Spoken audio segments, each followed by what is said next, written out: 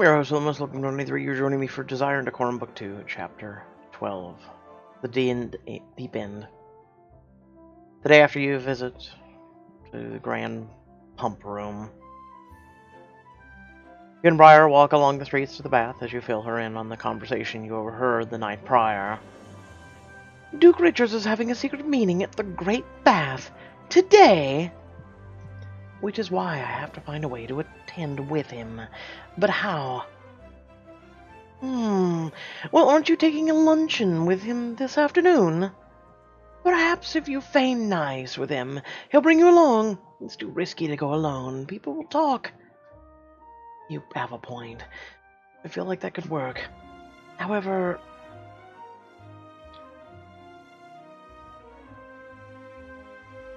I am unafraid to speak my mind to him. I've been frank with him before, yet that doesn't seem to deter Duke Richards. Perhaps he'll invite me anyway. You won't be saying anything he doesn't deserve. I do hope this plan will work in your favor. If it doesn't, I'm sure we can rack our minds together for another plan. Maybe Pugsley can distract the Duke as we slip into the Great Bath. Oh, I agree. Who could ignore those cute looks? Forgive me. I meant fierce looks. As the two of you continue your walk, you suddenly hear a familiar voice echo from the next street. We're just coming up to King's Circus here. I think it's Mr. Sinclair. Pugsley begins barking excitedly and runs towards the voice. Pugsley, no, come back here! You and Briar chase after Pugsley, running closer to the voice. You find Mr. Sinclair and Miss Parsons pointing out the different architecture surrounding them. The King's Circle was built about 50 years ago, and is said to mimic Stonehenge. Prince Hamid tilts his head, pondering hard as he stares at the houses. I don't understand. This looks nothing like Stonehenge. Your Highness, if you look closely, you'll see a few druid symbols embedded just above the columns. Oh! So there are, sir. Yes, this is all fine and dandy, but I want to see the animals and acrobats like in the Royal Circus. Then you will not have to wait long, since the annual menagerie in Bath is our next stop. Just then, Pugsley races up to Mr. Sinclair. He claws at his legs before plopping down on Mr. Sinclair's shoe. Oh, good boy? Mr. Sinclair gingerly removes his foot from underneath Pugsley. Mr. Harper bends down and pets him. That's Lady Bella's pug. But where is... Prince Mead looks up and sees you walking towards the group. He bows and breaks out into an uncontrollable smile. Lady Bella, Miss Daly, your presence is always a breath of fresh air. I would argue the same for all of you. Does that include Mr. Sinclair? But of course, how could I not enjoy the company of our serious Mr. Sinclair? Mr. Sinclair shakes his head and sighs. Always a delight, my lady. Perhaps you two could care to weigh in on my and Miss Parsons' tour. Personally, I'd rather more intrigued by the people than the places in Bath. I think it's better with animals. You needn't be fascinated with so many identical horses.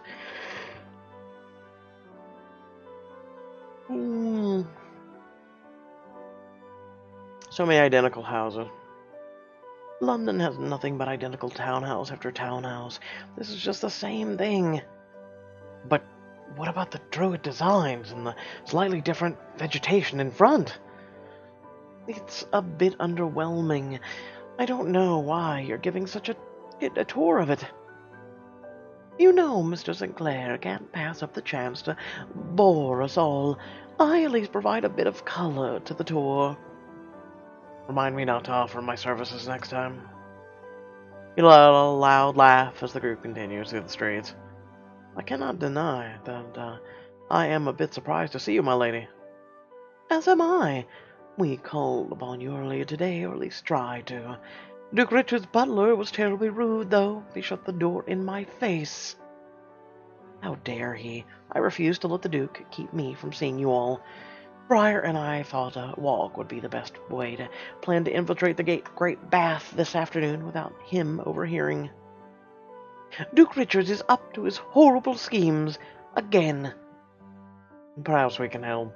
We're on our way to the Bath Menagerie, but if you join, I'm certain we could figure something out together and... Wait up, girl! Sword! Suddenly a short dog sprints past you with her owner chasing right behind. The dog pauses, then when she reaches Pugsley and sniffs him closely. What an adorable dog. Wouldn't you agree, Pugsley? The dog nudges Pugsley with her head. After a second, Pugsley wags his tail and begins chasing her around the street. I'm glad someone's made a new friend. The young girl finally catches up to her dog, breathing heavily. Brian Estede! Small dog wags her tail and immediately sits. I'm sorry. We're still in training. Please don't tell my mama. Brian just got really excited with the new smells and... It's all right. You have nothing to worry about, little miss. Thanks, my lady. And call me Grace. It's nice to meet you, Grace, but, where are your parents? Psh, our traveling friends and pets, of course. You're headed that way, too. You're going to the menagerie, right? How did you know that? It's our next stop on the tour of Bath. Maybe I got my mama's powers. We hop from city to city with our pets to show fancy nobles like you. Yeah. Did I mention I saw a tiger when they were setting up yesterday? Truly, I've never seen one with my own eyes before. That's not all we have.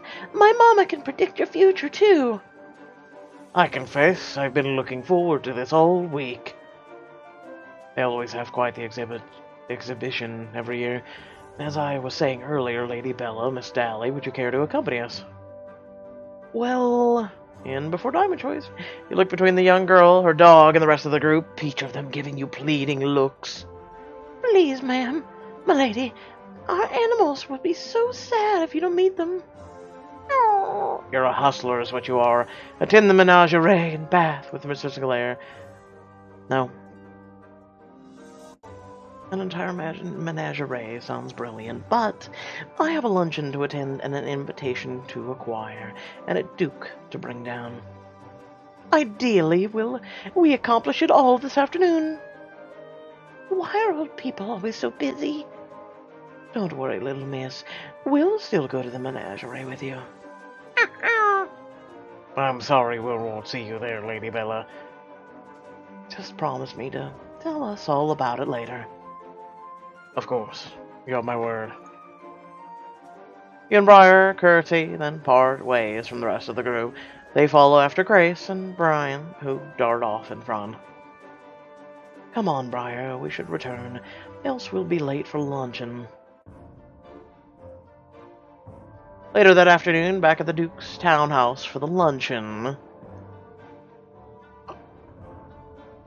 You're seated in the center of the dining room table, eating your meal. Duke Richard sits at the end to your left, Sergidine to your right.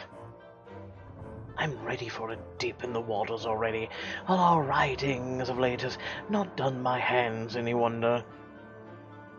We'll be at the Great Bath soon enough, Bane, and you can soothe your aching hand. Oh, so you're going out this afternoon. Indeed. I'll be sure to have someone keep a close watch over you while I'm gone. What is it to you, anyway? Oh, I was thinking about the Great Bath. I imagine your company would be the most impressive. You must consider yourself so fortunate to be surrounded by such noble people. As if I would stoop to anything less. I am rather curious, though. Who will be included in your dignified ranks today?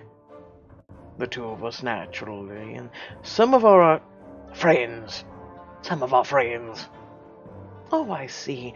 How very intriguing. At least I shall be the talk of the town at the Great Bath. Everyone line up to catch a glimpse of me. And yet they will notice that your fiancé is not by your side when you arrive. If only I could trust you, then you would be allowed to attend. Allowed? Your Grace. Perhaps Sir Gideon sees the advantage of my presence. Oh, pray. How so, my lady? He calmly turned to Sir Gideon and smiled coyly. Sir Gideon, someone of your rank must be able to see the potential scandal if His Grace attended bath events with his fiancée. Would you not think it better if I were to appear at the Great Bath this afternoon? Clever girl. Your Grace, I do think it is best if Lady Bella were to accompany us today. All right, if you insist, but she will behave. Oh, what, you're gonna smack her? You say this as if I never do.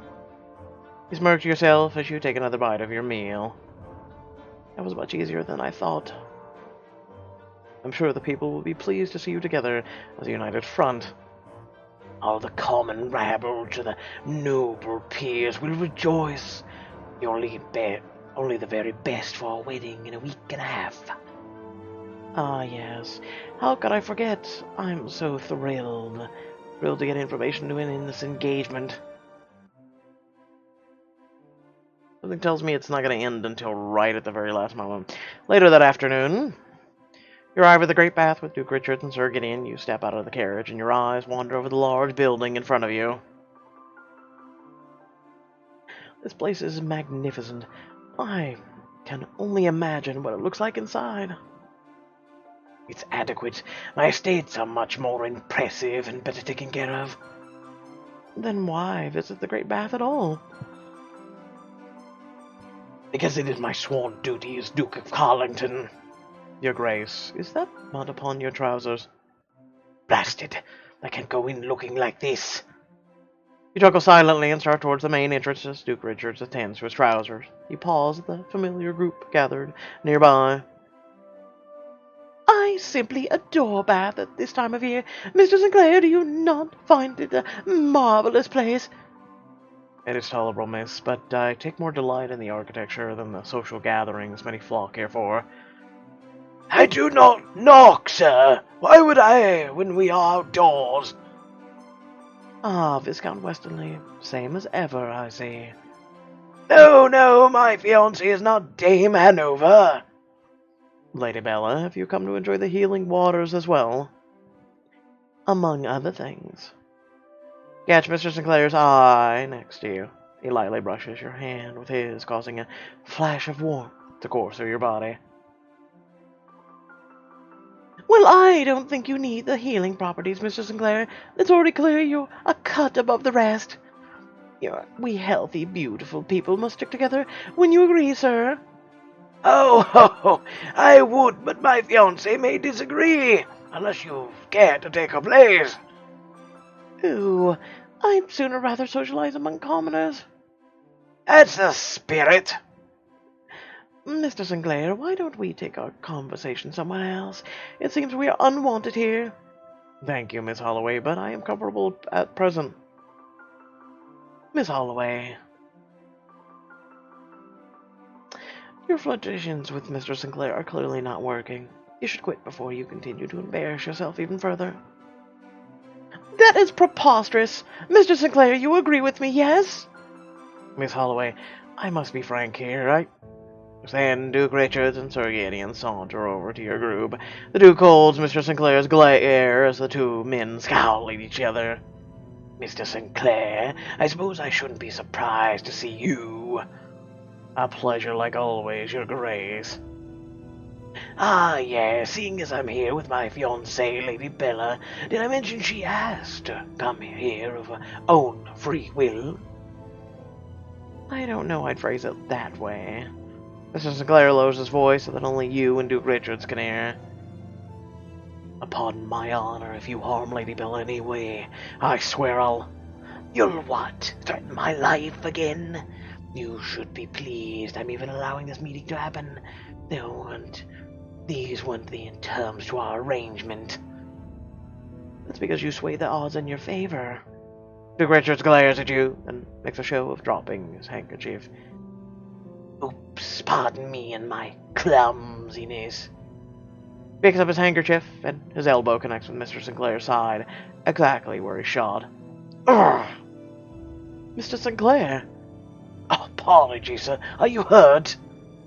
No, I'm fine. Wonderful. Enjoy your day, Mr. Sinclair. Duke Richards and Sir Gideon push past Mr. Sinclair. They stop at the entrance near a large group of people. Presenting His Grace, Duke Tristan Richards of Carlton, and his fiancée, the Lady Bella Hartford of Edgewater. Duke Richards looks around and spots you still across the courtyard. Lady Bella, come along. You should be by my side now, not with a man like Mr. Sinclair.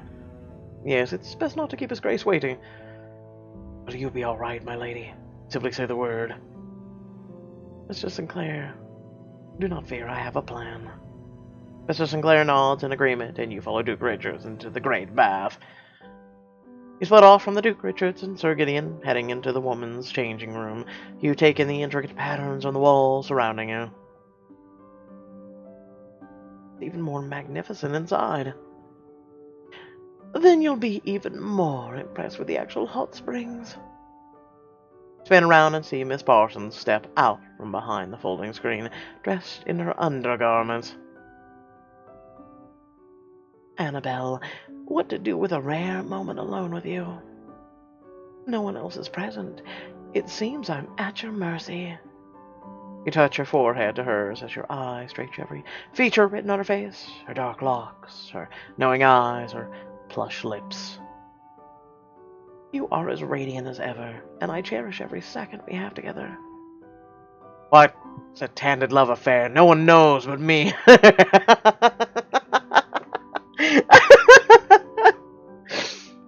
You wrap your arms around Miss Parsons, embracing her tightly.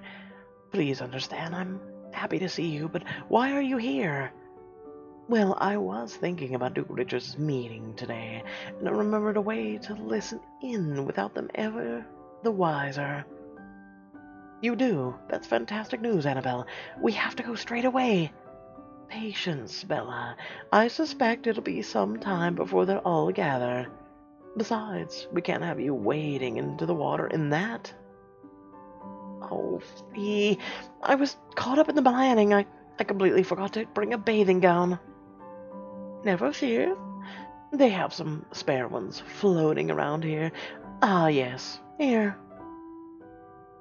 Miss Parsons finds a plain cream-colored gown with some weights sewn into the hem.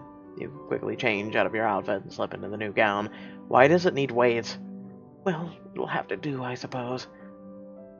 Unless I might have another solution.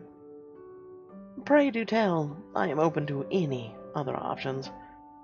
I received this new luxurious bathing gown from France, but I don't think it's quite me. That's nonsense. You could wear rags and look beautiful. True. Thank you, Bella, but it's really not my style. I think you would look simply ravishing in this. Parsons pulls out a blue bathing gown. You hold it up, admiring the thick, silky fabric in your hands. I've never seen anything like it. Look at the short skirt and the trousers. You'll be the talk of the town in it, especially next to me in my undergarments. It would make quite the statement. I can already imagine the look on Miss Holloway's face if I wear this. Oh, she would be simply green with envy. Please say you'll wear it. Don't want it to go to waste, and it'll be far better than your current gown. Take the plunge to go swimming. This is what women wore in swimming? Okay. Weird, but okay. Looks like a regular... Bloody hell, I'm serious, look at this outfit, look. It just looks like something we would wear. Like Little House on the Prairie. How is this a bathing outfit? I'm so confused. This looks more like a bathing outfit.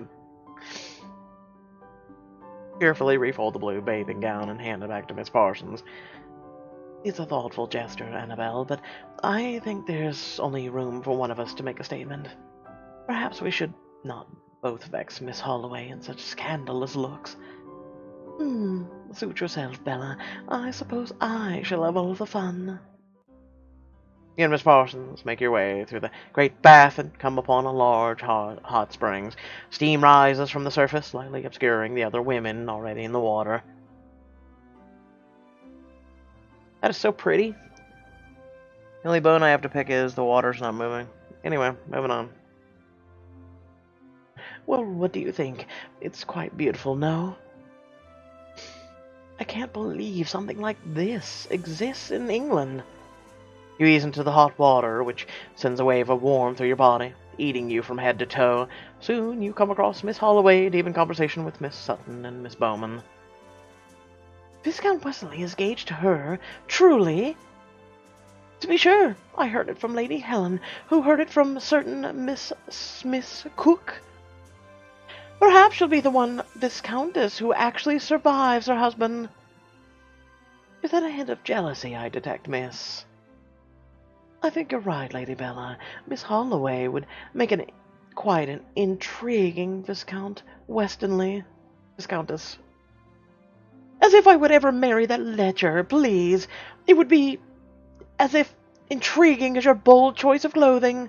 It's a bath, woman. Well, you noticed it so clearly. My look is doing its job. Miss Holloway.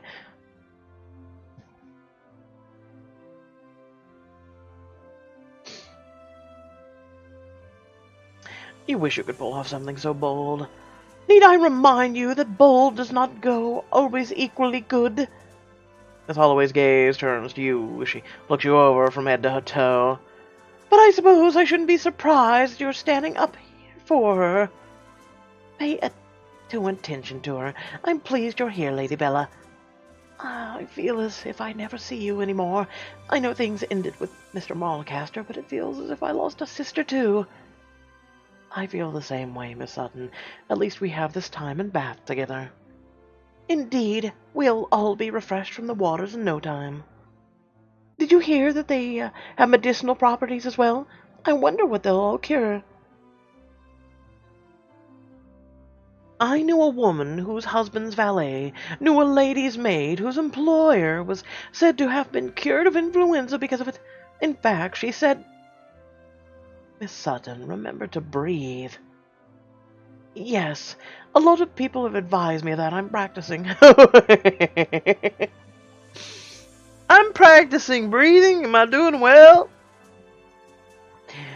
Miss Parsons leads you past the group to the corner of the springs. The two of you sit down on a small rocky bench hidden beneath the water's surface. Ah, I always adore the hot water against my skin. It's quite refreshing, but you know what would make this even better?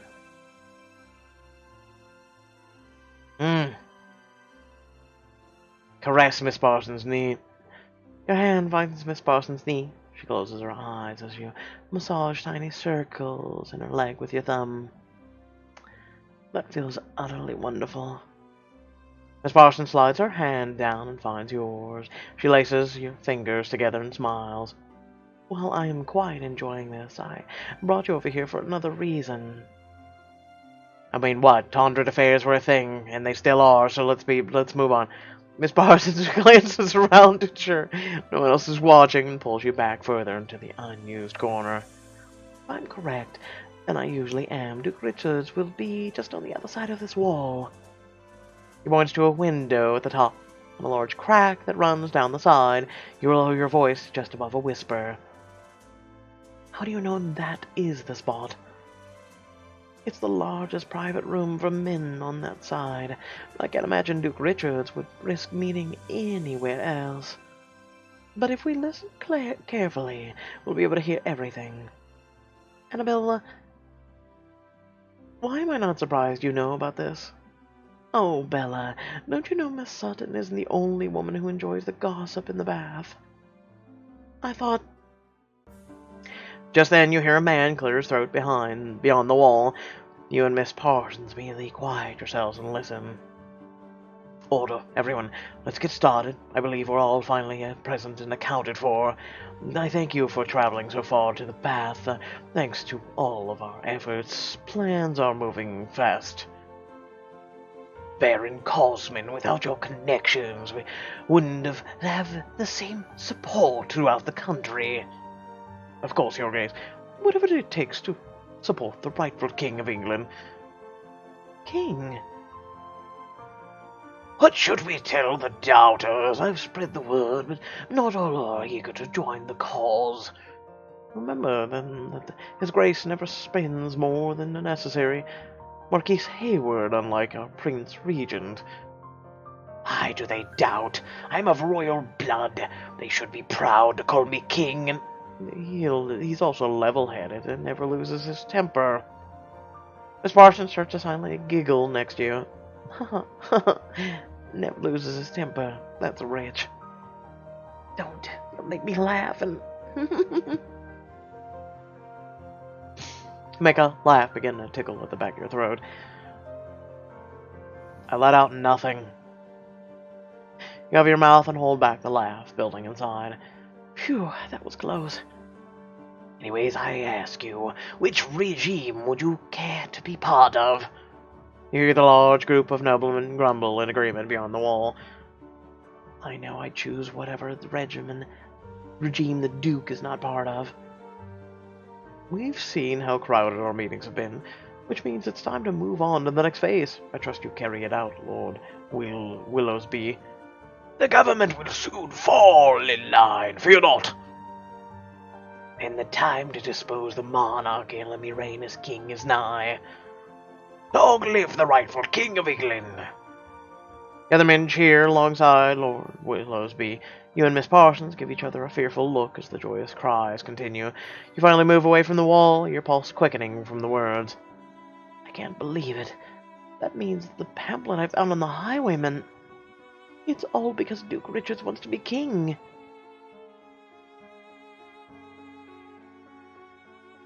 This is treason. Duke Richards is betraying the people, England, everything for the sake of his own vanity. If he thinks he'll succeed and drag me along, then he underestimates me. Open your mouth to continue, but just then, Miss Holloway saunters by, sneering at the two of you. What could you possibly be gossiping about to make you so chipper? If it's anything good, it should be shared. It need not concern you, Miss Holloway. You can move right along. Even if we did tell you, you wouldn't believe us. Try me. Huh. We haven't seen her since Crown in the Flame? Miss Holloway! Miss Holloway! Suddenly a noble woman comes bounding over to Miss Holloway, kicking up water as she goes. What? You're making a scene. Compose yourself. The noble woman takes a deep breath and whispers into Miss Holloway's ear. You listen intently, but I can only make out a few words. I swear, Mr. Sinclair was talking to a prince. It's me and Mr. Sinclair. But what could she be talking about? I would stake my life that she just came back from the private steam rooms. The men are too foolish to realize the women can hear everything they say in there. I once heard Mr. Chambers prattle on about his love of poetry to Viscount Wassenley, who thought he was talking about wife number 2. I wonder who's in there now, besides Mr. Sinclair and Prince Mead. Well, we could sneak off to go listen to it in ourselves. It'd give us a chance to get away from Miss Holloway for a bit, too. Think of the scandalous confessions we could overhear. Perhaps we'll even catch Mr. Sinclair saying something about you. When you're not around, you're practically all he can talk about. What say you, Bella? Come away with me to the steam room. Escape to the private steam room with Miss Parsons to eavesdrop on Mr. Sinclair and the other noble, and exchange your time at the great bath in this exclusive scene. That's what her outfit looks like. I mean, in the hot springs. A steam room sounds delightful, but I'm quite enjoying these hot springs, even if it is a bit more crowded. If you insist, we'll have to enjoy the steam room another time. Close your eyes and throw your head back as you sink deeper into the water. Can this moment get any better? I don't wish to move from the spot. I think I shall build a home in the hot water. Someone ring the bell. I demand my meals be brought here. The two of you giggle next to each other, but suddenly hear Duke Richard's and Sir Gideon's voices from beyond the wall. I can't wait for this to be finished. I grow tired of dealing with these underlings. What more do they need to discuss? Knowing Duke Richard's probably more about himself and... So, Your Grace, your wedding is fast approaching, and then your claim will be solidified. Once Lady Bella is your wife, then and only then can we bring our righteous revolution to the palace. Yes, King George, Queen Charlotte, and Prince Regent will finally hear our roar. You and Miss Parsons stare wide-eyed at one another, each covering your mouth in shock. Is that why the Duke moved up your wedding? This isn't just about overthrowing the monarchy anymore. It involves me too. We have 10 days to stop Duke Richards. And that really wasn't a surprise. Next time, now that you've discovered Duke Richard's plans, you finally be able to bring him to justice. In time will tell. Without further ado, thanks for watching, and yeah, catch you all in the next video. Peace.